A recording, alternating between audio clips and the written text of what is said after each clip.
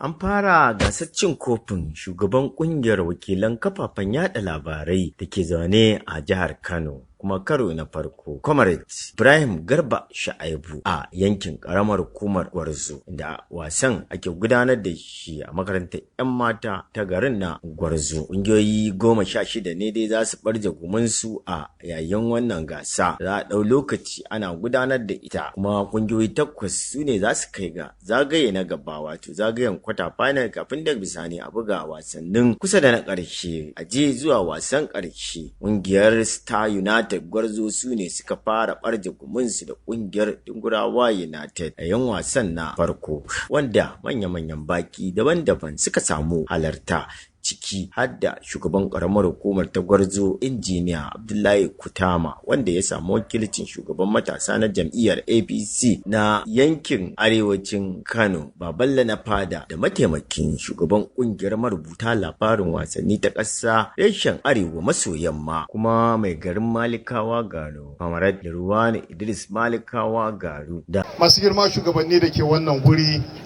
'yan uwana 'yan wasa da 'yan kwamiti da masu horar da kungiyoyi daban-daban, ina mana sallama ta addinin musulunci. Assalamu alaikum wa rahmatullahi ta'ala wa barakatuh. Kamar da aka yi bayanai ba lokaci, mu kanmu idan banda muhimmancin Ibrahim Garba ba za mu kasance a wannan gurin ba, saboda abubuwan da suke faruwa a harkokin wasanni a duniya a yau. Amma abu ne da ya shafe mu, ya shafi gidanmu, ya shafi ɗakinmu, dole mu zo mu zauna a yi da mu, kuma muna da yaƙini zaman Ibrahim Garba zai zama alkhairi a karamar hukumar Gwarzo, zai zama alkhairi a jihar Kano, zai zama alkhairi a tarayyar Najeriya. Illa iyaka abin da muke so, in an gaba a daidai ba a sanar da mu, in ba za a gaya ma ba za mu gaya mara Ibrahim kaza ba daidai ba ne ba. Abin da aka sa a gaba Allah biya bukata, mu kuma da muke harkokin aiki a ci gaba da haƙuri da mu. Kuma na alƙawarin duk ɗan jarida da ke labarin wasanni an tashi daga wasa a tura mana, mu kuma za mu faɗa. Za mu iya ƙoƙarinmu, kuma insha Allah ranar da za a rufe wannan wasan kar ma a tuntube Ibrahim, mu a tuntube mu da muka san harkokin wasannin. Za mu kira masu ruwa da zaki akan harkokin wasan kwallon kafa jihar Kano, sai sun zo Gwarzo sai a rufe wannan gasar a gaban su insha Allah. Za mu bada duk gudunmuwar da ake bukata ranar rufe wannan gasar a samu nasarar Gwarzo, a san baki sun shigo, kuma kuna da ɗa da yake wakili na gari a duk inda ya tsinci kansa.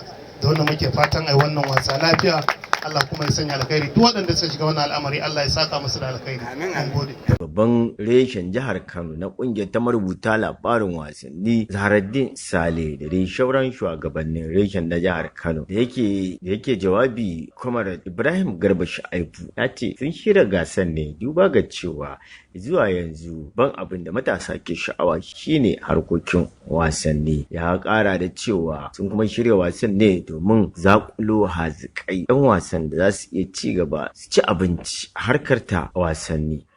Abubuwa da yawa da suka shafi harkoki na matasa, in Allah ya so yadda zan goyi baya kuma zan bullo da su domin ganin cewa an ba da mahimmanci a gare su a wannan karamar hukuma ta mu. Salamu alaikum. Daga bisani, kamar Ibrahim Garba Sha'aibu ya ce za su shirya taron wayar da kan masu horarwa duk dai da nufin ciyar da harkokin wasanni a yankin na karamar hukumar Gwarzo gaba. Daga nan Kano, Subawa Bala ce da Gurasa, labaran Standard Boys Television.